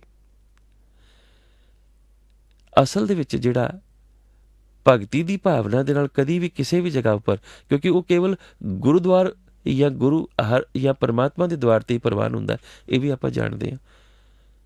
ਤਾਂ ਲੋਕ ਉਸ ਨੂੰ ਝੱਲਾ ਵੀ ਕਹਿੰਦੇ ਨੇ, ਜਿਹੜਾ ਬਹੁਤ ਰੱਬ ਦੇ ਨੇੜੇ ਪਹੁੰਚ ਜਾਵੇ। ਲੋਕ ਉਸ ਨੂੰ ਬਾਵਲਾ ਵੀ ਕਹਿੰਦੇ ਨੇ। ਉਹ ਘੁੰਮਦਾ ਰਿਹਾ, ਆਖਰ ਫਿਰ ਸੁਆਮੀ ਭਗਤੀ ਜਾਗੀ, ਵਾਪਸ ਆ ਗਿਆ ਕਿ ਸੁਆਮੀ ਦੀ ਸਾਰ ਲਵਾਂ, ਆਪਣੇ ਮਾਲਕ ਦੀ ਸਾਰ ਲਵਾਂ। ਔਰ ਜਦੋਂ ਪਹੁੰਚਿਆ ਘਰ ਤਾਂ ਦੇਖਿਆ ਕਿ ਮਾਲਕ ਬਿਮਾਰ ਪਿਆ ਹੈ। ਮਾਲਕ ਨੇ ਕਿਹਾ, ਮੂਰਖਾ ਆ ਗਏ? ਕਹਿੰਦਾ, ਹਾਂ ਮਾਲਕ ਆ ਗਿਆ। ਮਾਲਕ ਕਹਿਣ ਲੱਗਾ, ਤੂੰ ਥੋੜ੍ਹਾ ਲੇਟ ਹੋ ਗਿਆ, ਮੈਂ ਤਾਂ ਹੁਣ ਲੰਬੇ ਸਫ਼ਰ 'ਤੇ ਚੱਲਿਆ। ਮੂਰਖ ਉਸ ਦੀ ਗੱਲ ਨਹੀਂ ਸਮਝਿਆ। ਲੰਬੇ ਸਫ਼ਰ ਦਾ ਮਤਲਬ ਸੀ ਮੌਤ ਨੂੰ ਪ੍ਰਾਪਤ ਹੋ ਰਿਹਾ। ਕਹਿੰਦਾ, ਮੂਰਖਾ ਹੁਣ ਤਾਂ ਮੈਂ ਲੰਬੇ ਸਫ਼ਰ ਨੂੰ ਚੱਲਿਆ। ਤਾਂ ਨੌਕਰ ਸਵਾਲ ਕਰਦਾ ਹੈ ਕਿ ਮਾਲਕ, ਜਦੋਂ ਤੁਸੀਂ ਮੇਰੇ ਨਾਲ ਸਫ਼ਰ 'ਤੇ ਜਾਇਆ ਕਰਦੇ ਸੋ ਤਾਂ ਅਕਸਰ ਆਪਣੇ ਨਾਲ ਤੋਸ਼ਾ ਰੱਖਿਆ ਕਰਦੇ ਸੋ। ਤੋਸ਼ਾ ਦਾ ਮਤਲਬ ਹੁੰਦਾ ਹੈ ਕਿ ਸਫ਼ਰ ਦੇ ਵਿੱਚ, ਸਫ਼ਰ ਦੇ ਦੌਰਾਨ ਜਾਂ ਸਫ਼ਰ ਤੋਂ ਬਾਅਦ ਕੰਮ ਆਉਣ ਵਾਲੀਆਂ ਵਸਤੂਆਂ, ਜਿਵੇਂ ਪੁਰਾਣੇ ਜ਼ਮਾਨੇ ਵਿੱਚ ਲੋਕ ਜਾਇਆ ਕਰਦੇ ਸਨ, ਇੱਕ ਬਿਸਤਰਬੰਦ ਵੀ ਨਾਲ ਰੱਖਿਆ ਕਰਦੇ ਸਨ। ਠੰਡੀ ਜਗ੍ਹਾ 'ਤੇ ਜਾਣਾ ਤਾਂ ਬਦਾਮ, ਕਾਜੂ, ਪਿਸਤੇ ਜਾਂ ਦਵਾਈਆਂ ਆਦਿ ਜਾਂ ਗਰਮ ਚੀਜ਼ਾਂ, ਗਰਮ ਕੱਪੜੇ। ਜੇ ਗਰਮ ਜਗ੍ਹਾ 'ਤੇ ਜਾਣਾ ਤਾਂ ਠੰਡੀਆਂ ਚੀਜ਼ਾਂ ਆਦਿ। ਇਸ ਤਰ੍ਹਾਂ ਜਿਸ ਵੀ ਸਫ਼ਰ 'ਤੇ ਜਾਣਾ, ਸਫ਼ਰ ਦੇ ਦੌਰਾਨ, ਸਫ਼ਰ ਤੋਂ ਬਾਅਦ ਜਿਹੜੀਆਂ ਕੰਮ ਆਉਣ ਵਾਲੀਆਂ ਵਸਤੂਆਂ ਮਨੁੱਖ ਨਾਲ ਰੱਖਦਾ, ਉਸ ਨੂੰ ਤੋਸ਼ਾ ਕਿਹਾ ਜਾਂਦਾ ਹੈ। ਮੂਰਖ ਕਹਿਣ ਲੱਗਾ, ਮਾਲਕ ਤੋਸ਼ਾ ਬਣ ਲਿਆ, ਭਾਵ ਜਦੋਂ ਵੀ ਸਫ਼ਰ 'ਤੇ ਜਾਇਆ ਕਰਦੇ ਸੋ ਆਪ ਵਸਤੂਆਂ ਨਾਲ ਲੈ ਕੇ ਜਾਇਆ ਕਰਦੇ ਸੋ। ਹੁਣ ਕਿਹੜੇ ਸਫ਼ਰ 'ਤੇ ਜਾ ਰਹੇ ਹੋ? ਉਸ ਸਫ਼ਰ ਦੀਆਂ ਵਸਤੂਆਂ ਤੁਸੀਂ ਤਿਆਰ ਕਰ ਲਈਆਂ ਨੇ ਜਾਂ ਮੈਂ ਤਿਆਰ ਕਰ ਦਿਆਂ? ਤਾਂ ਮਾਲਕ ਕਹਿੰਦਾ, ਮੂਰਖਾ, ਬਸ ਇਹੋ ਹੀ ਮੇਰੇ ਤੋਂ ਗਲਤੀ ਹੋ ਗਈ ਕਿ ਜਿਸ ਸਫ਼ਰ 'ਤੇ ਮੈਂ ਹੁਣ ਚੱਲਿਆ, ਉਸ ਸਫ਼ਰ ਦੇ ਲਈ ਮੈਂ ਕੋਈ ਵੀ ਵਸਤੂ ਤਿਆਰ ਨਹੀਂ ਕੀਤੀ। ਜੈ ਮਾਰਗ ਕੇ ਗਨੇ ਜਾਏ ਨਾ ਕੋਸਾ, ਹਰ ਕਾ ਨਾਮ ਉਆ ਸੰਗ ਤੋਸਾ। ਉਸ ਸਫ਼ਰ ਦੇ ਲਈ ਮੈਂ ਕੋਈ ਵੀ ਤੋਸ਼ਾ ਨਹੀਂ ਬੰਨਿਆ। ਤਾਂ ਉਸੇ ਵਕਤ ਉਸ ਨੌਕਰ ਨੇ ਉਹ ਸੋਟੀ ਆਪਣੇ ਮਾਲਕ ਨੂੰ ਪਕੜਾ ਦਿੱਤੀ। ਕਹਿਣ ਲੱਗਾ, ਮਾਲਕ, ਤੁਸੀਂ ਕਿਹਾ ਸੀ ਕਿ ਮੇਰੇ ਤੋਂ ਵੱਡਾ ਕੋਈ ਮੂਰਖ ਮਿਲ ਜਾਏ ਤਾਂ ਉਸ ਨੂੰ ਇਹ ਸੋਟੀ ਦੇ ਦੇਣਾ। ਆਹ ਸੋਟੀ ਹੁਣ ਤੁਸੀਂ ਲੈ ਲਓ। ਦੁੱਖ ਸੁੱਖ ਕਰਕੇ ਕੁਟੁੰਬ ਜਿਵਾਇਆ, ਮਰਤੀ ਬਾਰ ਇੱਕ ਸਰ ਦੁੱਖ ਪਾਇਆ, ਕੰਠ ਗਹਿਨ ਤਬ ਕਰਨ ਪੁਕਾਰਾ। ਕੰਠ ਕਹਿੰਦੇ ਨੇ ਗਲੇ ਨੂੰ, ਗਹਿਨ ਕਹਿੰਦੇ ਨੇ ਦਬਾਇਆ ਜਾਣਾ, ਫੜਨਾ। ਇਸ ਦਾ ਮਤਲਬ ਕੀ? ਇਸ ਦਾ ਮਤਲਬ ਇਹ ਨਹੀਂ ਕਿ ਸਰੇਆਮ ਸਾਡੇ ਸਰੀਰ ਦਾ ਕੰਠ, ਕਿਉਂਕਿ ਅਨੇਕਾਂ ਹੀ ਜਗ੍ਹਾ ਵਿੱਚ ਗੁਰਮਤਿ ਦੇ ਵਿੱਚ ਕੇਸ ਪਕੜਨ ਦੀ ਵੀ ਗੱਲ ਕੀਤੀ, ਕੇਸ ਪਕੜ ਕੇ ਜੰਮ ਲੈ ਜਾਣਗੇ। ਇਸ ਦਾ ਮਤਲਬ ਸਿਰਫ ਇੰਨਾ ਹੀ ਹੈ ਕਿ ਦੁੱਖ ਦੀ ਅਵਸਥਾ, ਤਕਲੀਫ ਦੀ ਅਵਸਥਾ ਉਸ ਮਨੁੱਖ ਨੂੰ ਹੋਏਗੀ ਜਿਹੜਾ ਕਵਨ ਮਤ ਲਾਗੇ, ਕਿਸੇ ਹੋਰ ਮਤ ਲੱਗਿਆ ਹੋਏਗਾ। ਤਾਂ ਬਾਬਾ ਕਬੀਰ ਕਹਿੰਦੇ, ਕਹਿ ਕਬੀਰ ਆਗੇ ਤੇ ਨਾ ਸੰਭਾਰਾ, ਭਾਵ ਜਦੋਂ ਤੇਰੇ ਕੋਲ ਸਮਾਂ ਸੀ, ਜਦੋਂ ਜੀਵਨ ਸੀ, ਜਦੋਂ ਸੰਭਾਲ ਸਕਦਾ ਸੀ, ਉਦੋਂ ਕਿਉਂ ਨਹੀਂ ਸੰਭਾਲਿਆ? ਗੱਲ ਸਿਰਫ ਬਾਬਾ ਕਬੀਰ ਸਾਨੂੰ ਇਹੋ ਹੀ ਦੱਸਣਾ ਚਾਹੁੰਦੇ ਨੇ ਕਿ ਰਾਮ ਕੋ ਨਾਮ ਨ ਕਬਹੂ ਲੀਨਾ, ਰਾਮ ਨ ਜਪੋ ਕਵਨ ਮਤ ਲਾਗੇ, ਮਰ ਜਾਏ ਬੋ ਕੋ ਕਿਆ ਕਰੋ ਅਬ ਆਗੇ। ਬਹੁਤ ਬਹੁਤ ਧੰਨਵਾਦ, ਬਹੁਤ ਬਹੁਤ ਸ਼ੁਕਰਾਨਾ। ਅੱਜ ਦਾ ਇਤਿਹਾਸ 7 ਜੂਨ 2011 ਦੇ ਦਿਹਾੜੇ ਦੇ ਉਹ ਇਤਿਹਾਸ ਜਿਹੜੇ ਕਿ 7 ਜੂਨ ਦੇ ਨਾਲ ਸੰਬੰਧਿਤ ਨੇ। ਅੱਜ ਦੇ ਦਿਨ ਖਾਲਸਾ ਕੌਮ ਨੇ, ਖਾਲਸਾ ਫੋਰਸਿਸ ਨੇ, ਯਾਨੀ ਕਿ ਉਹ ਫੋਰਸਿਸ ਜਿਹੜੀਆਂ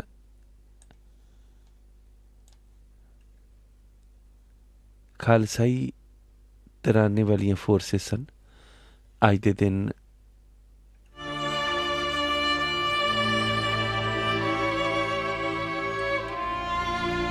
ਉਹਨਾਂ ਵੱਲੋਂ ਲੋਹਗੜ੍ਹ ਸਾਹਿਬ ਵਿਖੇ ਕਬਜ਼ਾ ਕੀਤਾ ਗਿਆ ਸੀ।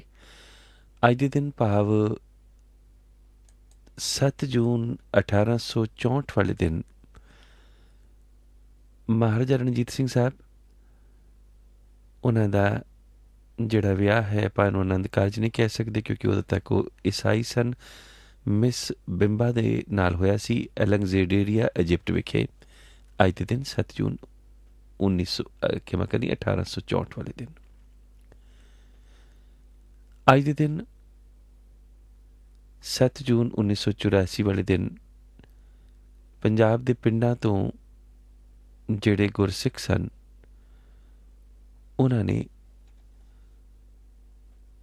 ਪੰਜਾਬ ਦੇ ਪਿੰਡਾਂ ਤੋਂ ਸ੍ਰੀ ਦਰਬਾਰ ਸਾਹਿਬ ਵੱਲ, ਹਰਿਮੰਦਰ ਸਾਹਿਬ ਵੱਲ ਵੱਡੀ ਗਿਣਤੀ ਦੇ ਵਿੱਚ ਕੂਚ ਕਰ ਦਿੱਤਾ ਸੀ, ਕਿਉਂਕਿ ਉਹ ਮਹਾਂਪੁਰਖਾਂ ਦੇ ਉਹਨਾਂ ਬਚਨਾਂ ਉੱਪਰ ਫੁੱਲ ਚੜ੍ਹਾਉਣਾ ਚਾਹੁੰਦੇ ਸਨ। ਅਤੇ ਉਹ ਬਚਨ ਕੀ ਸਨ? ਆਓ ਆਪਾਂ ਉਹ ਬਚਨ ਵੀ ਪਹਿਲਾਂ ਸੁਣ ਲਈਏ, ਜਿਨ੍ਹਾਂ ਬਚਨਾਂ ਉੱਪਰ ਫੁੱਲ ਚੜ੍ਹਾਉਂਦੇ ਹੋਏ ਪੰਜਾਬ ਦੇ ਪਿੰਡਾਂ ਤੋਂ ਘਰ ਘਰ ਦੇ ਵਿੱਚੋਂ ਲੋਕ ਸ੍ਰੀ ਦਰਬਾਰ ਸਾਹਿਬ ਵੱਲ ਨੂੰ ਕੂਚ ਕਰ ਗਏ ਸਨ। आखिर किहड़ी ऐसी अपील, किहड़ी ऐसी ਜ਼ੁਰਤ, क्योंकि उन्हां दिनां दे विच खबरां भी बड़ियां लिमिटेड तरीके दे नाल ही, पर इन्ना कुछ तां हर किसी नूं पता लग गया सी कि दरबार साहब उपर भारती फौजां दे नापाक कदम पै गए ने और उन्होंने श्री अकाल तख्त साहब नूं ढाई ढेरी करन दे लई टैंक अंदर वाड़ दित्ते ने और इन्ना कि भी पता लग गया सी कि महापुरखां दी शहादत हो चुकी है। इस करके उन्होंने उन्हां बचनां नूं जिहड़े महापुरखां ने कहे सन उन्हां पर फुੱਲ चढ़ाए और अज दे दिन दरबार साहब वालों कूच किया। आओ सुनिए। दरबार साहब की हदूद अंदर पुलिस ने टकसाल नूं ते पंथ दे मुखी संत बाबा हरचंद सिंह जी लौंगोवाल नूं ते इस स्थान की बेअदबी करने वास्ते ते सारिਆਂ ਨੂੰ खत्म करने वास्ते हमला कर दिता है। मैं दृढ़ता सहित अपनी जिम्मेवारी नाल गल करनी चाहुंदा, किसी दे जुम्मे ला के नहीं, कि जितने नौजवान ते बजुर्ग जो कुछ कर सकते हो, ਜਿਹੜੇ सिख ਵੱਖਰੀ कौम की विरोधता विच लगे हुए हैं, सिखी ਸਰੂਪ ਨੂੰ ਭੈੜੀ ਨਿਗਾਹ ਨਾਲ ਤੱਕ ਕੇ ਤੇ ਫਿਰਕਾ ਪ੍ਰਸਤੀ ਫੈਲਾਉਣ ਵਿੱਚ ਲੱਗੇ ਹੋਏ ਹਨ, ਜਿਹੜੇ ਸਿੱਖਾਂ ਦਾ ਖੂਨ ਪੀਣ ਤੇ ਤੁਲੇ ਹੋਏ ਹਨ। ਜਿਸ ਦਿਨ ਇੱਥੇ ਹੱਲਾ ਕਰ ਦੇਣ ਤੁਹਾਨੂੰ ਪੂਰੀ ਤਸੱਲੀ ਹੋ ਜਾਵੇ ਕਿ ਇਹਨਾਂ ਨੇ ਹਮਲਾ ਕੀਤਾ ਹੈ, ਉਸ ਦਿਨ ਮੈਂ ਸਮਝਾਂਗਾ ਤੁਹਾਡਾ ਸਤਿਗੁਰੂ ਗ੍ਰੰਥ ਸਾਹਿਬ ਜੀ ਤੇ ਨਿਸ਼ਚਾ ਤੇ ਦਾਸ ਨਾਲ ਪਿਆਰ ਤਾਂ ਹੋਵੇਗਾ ਜੇ ਸ਼ਹਿਰਾਂ ਤੇ ਪਿੰਡਾਂ ਵਿੱਚੋਂ ਇੱਕ ਇੱਕ ਗੁਰੂ ਗ੍ਰੰਥ ਸਾਹਿਬ ਦਾ ਨਿੰਦਕ ਚੁਣ ਚੁਣ ਕੇ ਮਾਰੋਗੇ ਤਾਂ ਸਵਾਲ ਆਉਣਾ।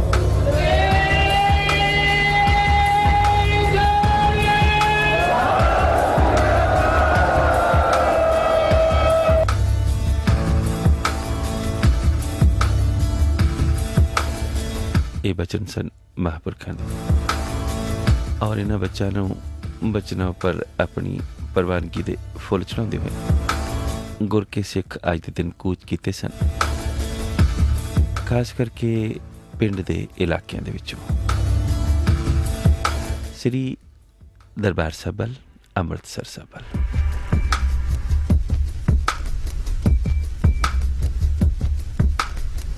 (1984) ਅੱਜ ਦੇ ਦਿਨ ਭਾਵ 7 ਜੂਨ 1984 ਵਾਲੇ ਦਿਨ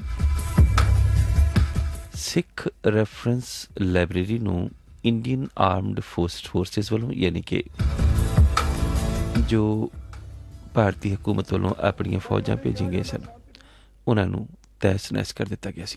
ਕਰਾਂਗੇ ਫੱਟੇ ਚੁੱਕ ਦਿਆਂਗੇ, ਨਗੇ ਦੇ ਚਲਾ ਕੇ ਰੱਖੇ ਕਿੱਥੇ ਇੰਨੇ ਨੇ, ਤੂੰ ਚੁੱਕ ਕੇ ਲਿਆਉਣੇ ਆ, ਉਹ ਕਿੱਥੋਂ ਲਿਆਉਣੇ ਚੁੱਕ ਕੇ ਤੇ ਗਾਂ ਰੱਖਣੇ ਕਿੱਥੇ ਆ। ਉਹ ਭੈਣਾਂ ਨੰਗੀਆਂ ਕਰ ਦਿੱਤੀਆਂ, ਇਸ਼ਟ ਦੀ ਬੇਅਦਬੀ ਕਰ ਦਿੱਤੀ, ਸਰੂਪ ਸਾੜ ਦਿੱਤਾ, ਨਿਸ਼ਾਨ ਸਾਹਿਬ ਦਿੱਲੀ 'ਚ ਵੱਢ ਦਿੱਤਾ, ਗੁਰਦੁਆਰਾ ਢਾਹ ਦਿੱਤਾ, ਸਰੂਪ ਚੁੱਕ ਕੇ ਸੜਕ ਤੇ ਸੁੱਟ ਦਿੱਤਾ, ਨਿਰਦੋਸ਼ੇ ਸਿੰਘ ਮਾਰ ਦਿੱਤੇ, ਭੈਣਾਂ ਨੂੰ ਨੰਗੀਆਂ ਕਰਕੇ ਦਾਓ ਕੇ ਪਿੰਡ 'ਚ ਤੋਰਿਆ ਗਿਆ। ਕੱਲ ਖੁਰਦ ਥਾਣੇ ਦੇ ਵਿੱਚ ਉੱਥੇ ਬੀਬੀ ਨੂੰ ਨੰਗਾ ਕਰਕੇ ਪਿਤਾ ਨੂੰ ਪਰਪਾਇਆ ਗਿਆ, ਮਰਤਾਰੀ ਸਿੰਘ ਦੇ ਮੂੰਹ 'ਚ ਤੰਬਾਕੂ ਫੂਕਿਆ ਗਿਆ, ਨੌਜਵਾਨ ਵਿਦਿਆਰਥੀਆਂ ਨੂੰ ਨਜ਼ਰਬੰਦ ਕੀਤਾ ਗਿਆ, ਪੱਟ ਚੀਰ ਕੇ ਲੂਣ ਭਰਿਆ ਗਿਆ। ਤੇ ਉਹ ਫੱਟੇ ਚੁੱਕਣੇ ਕਦੋਂ ਆ? ਇਹ ਸਾਨੂੰ ਆਣ ਕੇ ਕਹਿ ਦਿੰਦੇ ਆ ਇੱਕ ਰਾਤ ਪ੍ਰੇਮੀ ਆ ਗਿਆ, ਬਾਬਾ ਜੀ ਫਲਾਣੇ ਤਾਂ ਸਰੂਪ ਨੂੰ ਅੱਗ ਲਾ ਦਿੱਤੀ, ਮੈਂ ਤੂੰ ਕਿੱਥੇ ਸੀ? ਆਲਾ ਜੀ ਮੈਂ ਕੋਲ ਹੀ ਆ, ਤੇ ਮੈਂ ਹੁਣ ਜੇ ਤੈਨੂੰ ਲਾ ਰਹੀ ਤਾਂ ਚੰਗੇ ਨਾ ਰਵਾਂਗੇ। ਤੂੰ ਮੈਨੂੰ ਦੱਸਣਾ ਗੁਰੂ ਕਾ ਸਿੱਖ ਨਹੀਂ ਸੀ, ਤੇਰੇ ਡਾਕਟਰ ਕਿਰਪਾਨ ਹੈ, ਸਾਨੂੰ ਜੀ ਨੇ ਦੱਸਣਾ ਉਹਨੇ ਦੋ ਗੱਲਾਂ ਕਰਕੇ ਆਇਆ ਕਰੋ। ਸਤਿਗੁਰੂ ਗ੍ਰੰਥ ਸਾਹਿਬ ਦਾ ਨਿੰਦਕ ਤੇ ਧੀਆਂ ਭੈਣਾਂ ਦੀ ਇੱਜ਼ਤ ਤੱਕਣ ਵਾਲਾ ਕੋਈ ਵਿਅਕਤੀ ਹੋਵੇ ਉਹਨੂੰ ਮੁਆਫ ਨਹੀਂ ਕਰਨਾ, ਬਾਕੀ ਸਬਰ ਰੱਖਣਾ ਜੀ। ਸਤਿਗੁਰੂ ਗ੍ਰੰਥ ਸਾਹਿਬ ਦੇ ਨਿੰਦਕ ਨੂੰ ਚੰਗੀ ਤਰ੍ਹਾਂ ਸੋਚ ਕੇ ਝਟਕਾ ਕੇ ਗੱਡੀ ਚੜਾ ਕੇ ਆਇਆ ਕਰੋ ਤੇ ਅਸੀਂ ਸਾਂਭਿਆ ਕਰਾਂਗੇ। ਮੈਂ ਆਪਣੇ ਵੱਲੋਂ ਭਾਈ ਕਰਤਾਰ ਸਿੰਘ ਜੀ ਤੇ ਭਾਈ ਮਹਿੰਦਰ ਸਿੰਘ ਜੀ ਗੁਰਮੁਖ ਪਿਆਰੇ, ਬਾਕੀ ਉਹ ਨਜ਼ਾਰੀਆਂ ਜੱਥੇ ਵਿੱਚ ਸਾਰਿਆਂ ਦਾ ਧੰਨਵਾਦ ਕਰਦਾ ਹਾਂ ਤੇ ਸਾਰੇ ਸਿੰਘਾਂ ਨੂੰ ਬੇਨਤੀ ਕਰਦਾ ਕਿ ਪਿਆਰ ਸੇ ਇਕੱਠੇ ਰਹੋ ਤੇ ਸ਼ਾਸਤਰਧਾਰੀ ਹੋਵੋ, ਨੌਜਵਾਨ ਕੇਸ ਦੌੜਾ ਨਾ ਕਟਾਇਆ ਕਰੋ ਤੇ ਸ਼ਰਾਬ ਛੱਡ ਦੇਵੋ, ਅੰਮ੍ਰਿਤ ਛਕ ਕੇ ਪਿਆਰ ਪ੍ਰਚਾਰ ਹੋ। ਬੋਲਦੇ ਕੋਈ ਗਲਤੀ ਹੋ ਗਈ ਤਾਂ ਮਾਫੀ ਬਖਸ਼ੋ।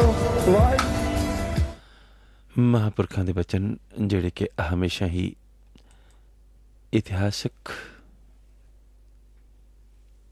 ਇਤਿਹਾਸਕਤਾ ਦੇ ਪਰਖੋਂ ਇੱਕ ਇਤਿਹਾਸ ਦੇ ਵਿੱਚ ਪਰੋਏ ਗਏ। ਤੋ ਅੱਜ ਦੇ ਦਿਨ ਜੂਨ 1984 ਨੂੰ ਸਿੱਖ ਰੈਫਰੈਂਸ ਲਾਇਬ੍ਰੇਰੀ ਜਿਹੜੀ ਸੀ ਉਹ ਪੂਰੀ ਤਰ੍ਹਾਂ ਦੇ ਨਾਲ ਤਬਾਹ ਕਰ ਦਿੱਤੀ ਗਈ, ਬਰਬਾਦ ਕਰ ਦਿੱਤੀ ਗਈ ਔਰ ਸਿੱਖ ਰੈਫਰੈਂਸ ਲਾਇਬ੍ਰੇਰੀ ਦੇ ਅੰਦਰ ਪਈਆਂ ਹੋਈਆਂ ਦੁਰਲਭ ਵਸਤੂਆਂ ਨੂੰ, ਦੁਰਲਭ ਪੁਸਤਕਾਂ ਨੂੰ ਬੋਰੀਆਂ ਦੇ ਵਿੱਚ ਭਰਿਆ ਗਿਆ ਔਰ ਘੜੀਸਦੇ ਹੋਏ ਟਰੱਕਾਂ ਦੇ ਵਿੱਚ ਲੋਡ ਕਰਕੇ ਲੈ ਗਏ। ਬਾਅਦ ਦੇ ਵਿੱਚ ਪਤਾ ਵੀ ਲੱਗ ਗਿਆ ਸਿੱਖਾਂ ਨੂੰ ਕਿ ਉਹ ਪੁਸਤਕਾਂ, ਦੁਰਲਭ ਪੁਸਤਕਾਂ ਅਜੇ ਵੀ ਉਹਨਾਂ ਪਾਸ ਹਨ, ਪਰ ਆਪਸ ਦੇ ਵਿੱਚ ਲੜਾਈ ਕਰਨ ਵਾਲੇ ਉਹਨਾਂ ਪੁਸਤਕਾਂ ਨੂੰ ਵਾਪਸ ਨਹੀਂ ਲੈ ਸਕੇ, ਉਹਨਾਂ ਦੁਰਲਭ ਵਸਤੂਆਂ ਨੂੰ ਵਾਪਸ ਨਹੀਂ ਲੈ ਸਕੇ। ਇਸ ਤੋਂ ਇਲਾਵਾ ਅੱਜ ਦੇ ਦਿਨ 3 ਬੱਚਿਆਂ ਦੀ ਮਾਂ ਕਰਨੈਲ ਕੌਰ ਦੀ ਜ਼ੁਬਾਨੀ जो मेरे पास मौजूद है, उसने कहा कि उसने देखा कि कुछ बच्चों ने पानी मंगया, गर्मी का दिन है, प्यास लगी है। 3 बच्चों की मां करनैल कौर पानी मंग रही है और भारतीय फौजां दे जवानां ने उन्होंने खून दे विच अपना पेशाब घोल के अगे रख दिता।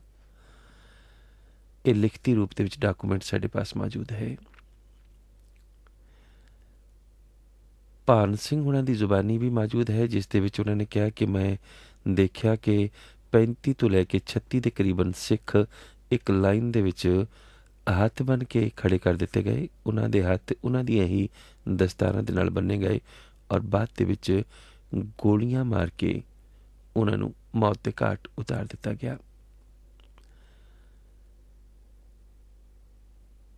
इस तो इलावा मैडिकल कैंप दे विच कुछ बलात्कार हुए। हथ ਸਿੰਘਾਂ ਦੇ ਉਹਨਾਂ ਦੀਆਂ ਪੱਗਾਂ ਦੇ ਨਾਲ ਬੰਨੇ ਗਏ ਔਰ ਭਾਨ ਸਿੰਘ ਕਹਿੰਦੇ ਨੇ ਕਿ ਮੈਂ ਲਾਸ਼ਾਂ ਤੋਂ ਟੱਪ ਕੇ ਅੱਗੇ ਲੰਘਿਆ। ਉਹਨਾਂ ਦੇ ਵਿੱਚ ਕੁਝ ਜ਼ਖਮੀ ਵੀ ਸਨ ਜਿਨ੍ਹਾਂ ਦਾ ਕੋਈ ਇਲਾਜ ਨਹੀਂ ਹੋਇਆ। ਇਸ ਸਾਰੀ ਗੱਲ ਦੀ ਵਾਰਤਾ ਭਾਨ ਸਾਹਿਬ ਕਹਿੰਦੇ ਨੇ ਕਿ ਉਹਨਾਂ ਨੇ बाबा लोंगोवाल और जथेदार टौड़ा उन्होंने दसी, उस दे नाल वाकफियत कराया। इस दे नाल सरदार करनैल सिंह नग नाम के एक व्यक्ति उन्होंने दे नाल सन, जिन्होंने इस इतिहास नूं हिस्टरी नूं दसिया। ਗਿਆਨੀ पूर्ण सिंह बाबत जिहड़ा अखी डिठा हाल सी आप जी नूं आपां कल ਉਹ ਸੁਣਾ ही दिता सी।